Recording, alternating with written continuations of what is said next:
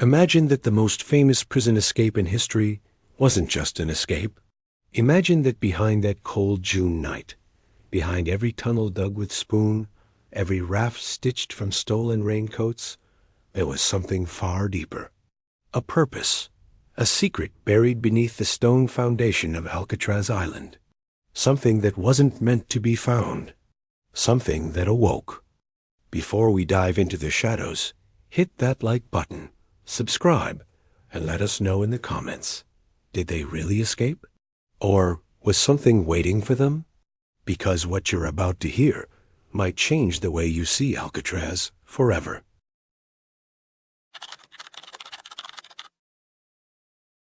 Built on jagged rock in the heart of San Francisco Bay, Alcatraz wasn't just a prison, it was a sentence to vanish.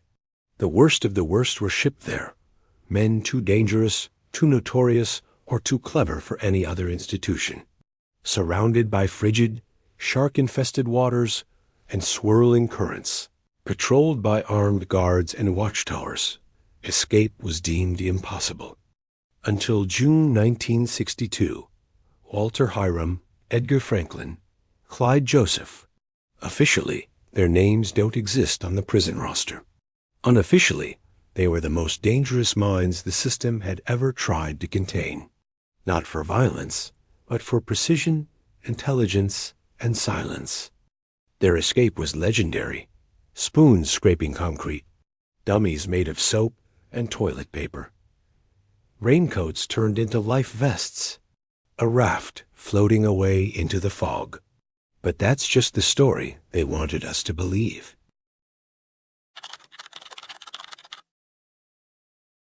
June 11th, 1962. The alarm didn't sound until morning. When the guards entered the cells, they found perfect replicas of sleeping prisoners. But the men were gone. The FBI launched one of the largest manhunts in U.S. history. Helicopters, boats, sonar sweeps, bloodhounds, but no bodies, no debris, nothing. The official report, published after 17 years of dead ends, declared them drowned, case closed. But then, the letters started arriving. Between 1963 and 1978, 4 anonymous letters reached California newspapers, and even a private investigator hired by one of the escapees' families. All were signed, Walter Hiram. Each one revealed information that had never been made public. The exact placement of the air vents they widen. The length of the tunnel measured in inches. The unique stitch pattern in the raincoat raft.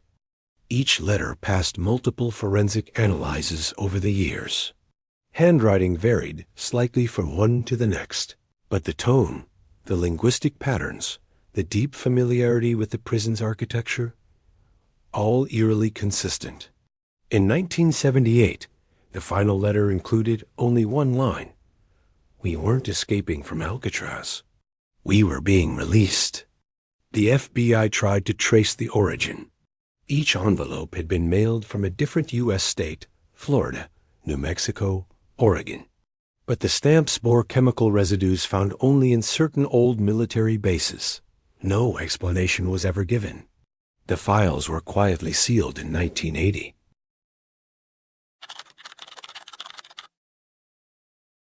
Two weeks after the escape, a park ranger on Angel Island discovered 3 distinct sets of footprints in the sand, 2 heading back to the shoreline and 1 vanishing inland.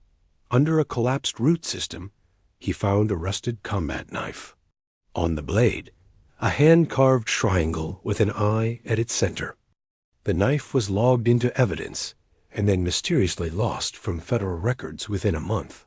In 1965, a tugboat captain monitoring marine radio frequencies picked up a Morse code signal coming from somewhere in the bay. The message repeated 3 times, alive but not alone. Then silence. Despite the FBI closing the case in 1979, private investigators, amateur sleuths, and retired agents never stopped digging. In 1981, a classified report leaked to a former U.S. Marshal suggested that a team of divers found a submerged entrance beneath the eastern side of the island, too symmetrical to be natural, with a sealed iron gate. They returned days later. The site was gone, collapsed or buried.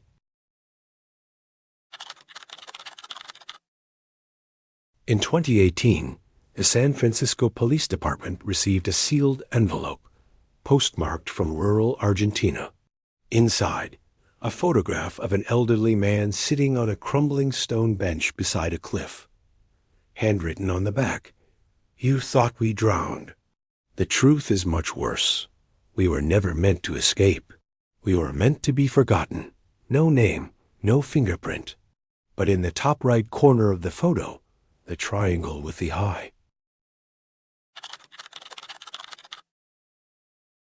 Some believe the truth lies beneath the surface, literally, that Alcatraz's construction in the 1930s was a cover for something older, a relic, a vault. A place built not to contain prisoners, but something far more ancient. In 2003, a sonar scan revealed a cavern 37 meters below the east cliff of the island. Days later, the survey team's funding was pulled. Their report redacted. One member later claimed, anonymously, "We didn't find a cavern. We found a door." Tourists today report strange sounds from the sealed lower levels. Bells tolling at irregular intervals. Whispering in foreign languages. Cold spots near cell block D. A former guide claimed to see a man in a 1960s prison uniform standing still behind a locked gate. When she opened it, he was gone.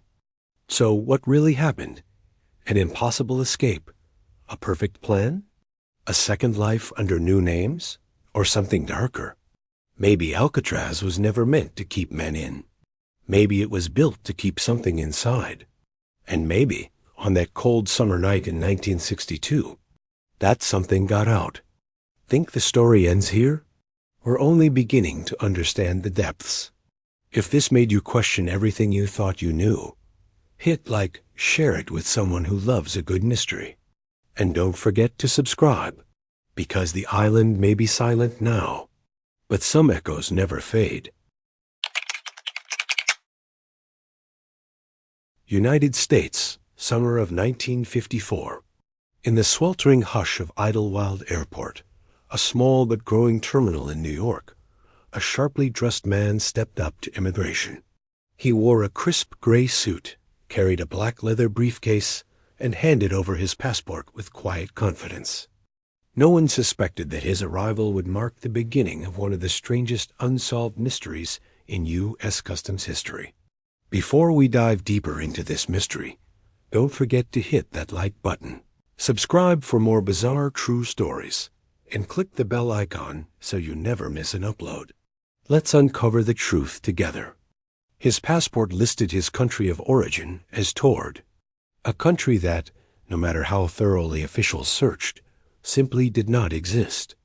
The man looked like a seasoned international traveler, well-groomed, composed, the kind of person who moved through terminals like a ghost among machines. He had a gold watch on his left wrist, a silk tie with a modest pinstripe, and spoke English with a faint French accent. When he handed over his documents, nothing seemed out of place. His passport contained stamps from places like Germany, the UK, and even Argentina. The dates checked out. The ink was fresh. The seals were official. Except for one thing. The country. Tord. It wasn't on any map. It wasn't listed in any database or recognized by the United Nations. No records existed, not in any geopolitical archive or historical ledger. The man didn't understand the problem. He looked baffled when asked to point it out on a map, his finger landing on a stretch of land between what we know today as New Mexico and Arizona. To him, that was Tord, and it had been for over 1,000 years.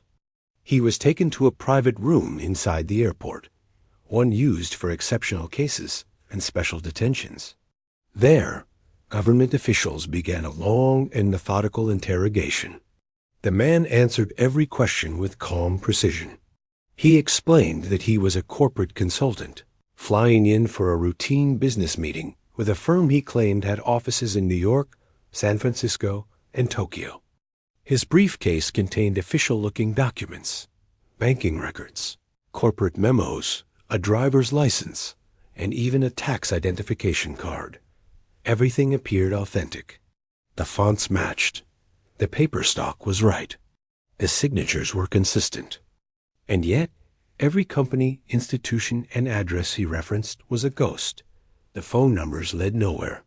The addresses matched no known building. The Chamber of Commerce card listed a city no one had ever heard of.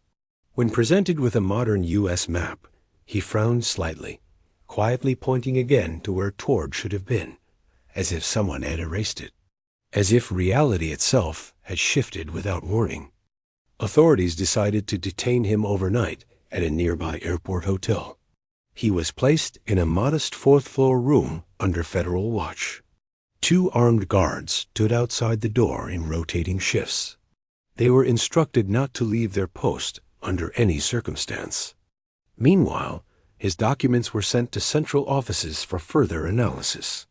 Experts examined the materials with suspicion, but found no evidence of forgery. Some of the custom stamps matched known formats, yet hailed from cities that didn't exist. By morning, the mystery deepened. When officials entered the room to escort him for another round of questioning, the man was gone. The room had been locked from the inside. The window was sealed shut. No fire escape, no ductwork, no hidden corridor. The bed had been slept in. But his briefcase, clothes, and identification were gone. Even more baffling, the surveillance footage showed nothing. No door opening, no shadows moving. The guards on duty, interviewed separately, insisted no one came or went. They hadn't so much as blinked.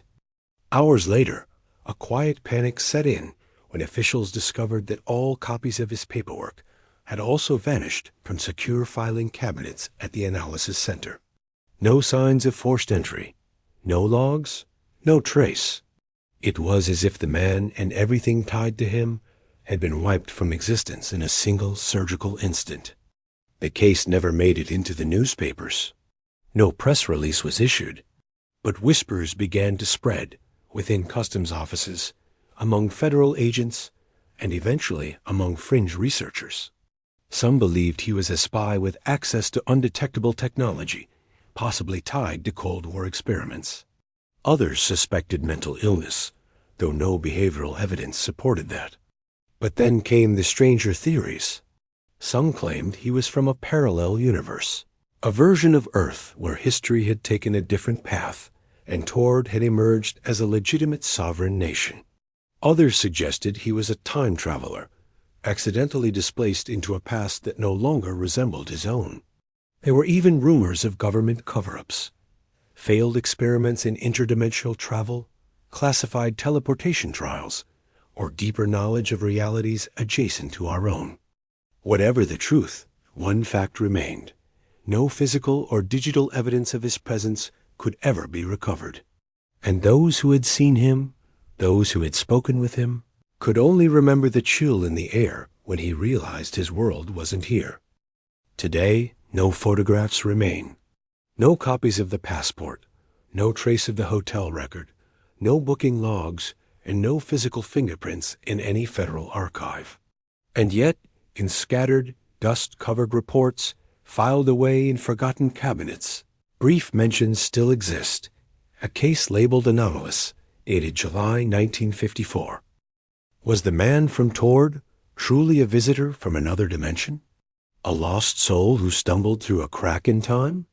Or was he part of something much bigger, something still unfolding? No one can say for certain, but the most unsettling theory, whispered among those who still remember, is this. What if he never left? What if he's still here, blending in, waiting, or searching for a way back? If this story left you questioning reality, let us know your theory in the comments below. Don't forget to like, subscribe, and share this video to keep the mystery alive. Until next time, stay curious. He was powerful. He was feared. And one summer afternoon, he vanished without a trace. Welcome back to the channel. Today, we dive into one of the most chilling disappearances of the 20th century. The story of Victor Miller, a Union titan whose rise to power was paved in backroom deals and smoke-filled promises. His fall, shrouded in silence, betrayal, and whispers of a mob execution. Don't forget to like, comment, and subscribe for more gripping unsolved stories. Victor Miller was born in 1914 in the steel heart of Chicago. A product of the Great Depression, he grew up with a chip on his shoulder and a hunger for control. He joined the Ironworkers Brotherhood at 19, and within 2 decades, climbed its ranks with the determination of a man who had nothing to lose. By 1955, he was president of the National Haulers Union, an organization with over 1.2 million members and billions in pension funds. Behind closed doors, Miller forged partnerships with men who operated outside the law. Notably, Vincent Little Vinnie Marasco, a caporegime in the Giordano crime family, was often seen leaving Miller's private club in Chicago's West Side. The Union became a playground for organized crime. And Miller? He was the perfect puppeter, so they thought. By the mid-60s, Miller's union was riddled with scandal. Multiple federal investigations targeted the union's pension misuse, loan fraud, and intimidation tactics. In 1966, Miller was convicted of jury tampering and embezzlement. But he never served the full sentence thanks to political strings pulled behind the curtain. Many believe the mob intervened to keep him alive. For now. But prison changed Victor. He wasn't just another union boss when he got out in 1973. He was a man looking to reclaim his empire. The problem? The Giordano family had moved on. A more compliant leader, Marcus Dent, now ran the union. Miller wanted him out. Miller began pushing back publicly. He spoke to reporters. He met with federal agents. He was threatening to expose the very men who once protected him. On July 29, 1977, Miller was seen having breakfast at the Monarch, a known mob-frequented diner in Detroit. Witnesses claim he looked nervous, repeatedly checking his watch. He told his wife he had a meeting at 2:30 p.m. in the parking lot of the Ridgeview Golf Club, a neutral spot often used for business talks. He would never return home. His car, a blue 1974 Cadillac DeVille, was found 2 days later outside a bakery on the other side of town. Inside, his briefcase, a cigar still in the ashtray, and a single brown hair on the back seat. Authorities launched a manhunt. Rivers were dredged. Warehouses raided. Over 500 people were questioned. But no body, no blood, no camera footage, nothing. One anonymous informant claimed Miller's body was incinerated in a mob-controlled meatpacking facility within hours of his death. Another said he was buried beneath a highway bridge project, funded by his own union. Neither could be confirmed. In 1984, a sealed affidavit from an FBI agent was leaked, suggesting that Miller may have been cooperating with federal prosecutors in exchange for immunity. If true, the mob had every reason to silence him. In the years that followed, several key players died mysteriously. Marcus Dent was killed in a boating accident in 1981.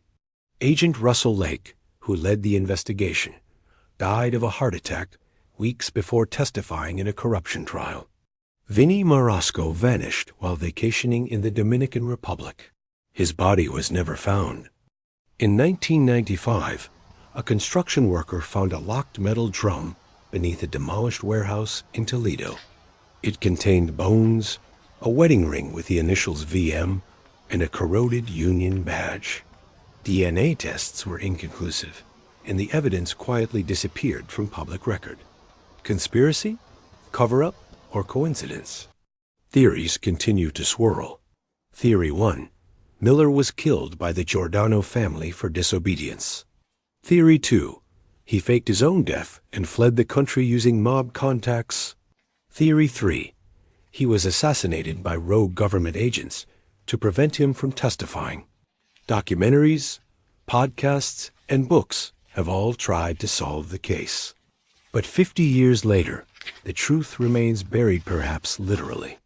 The story of Victor Miller is more than a cold case.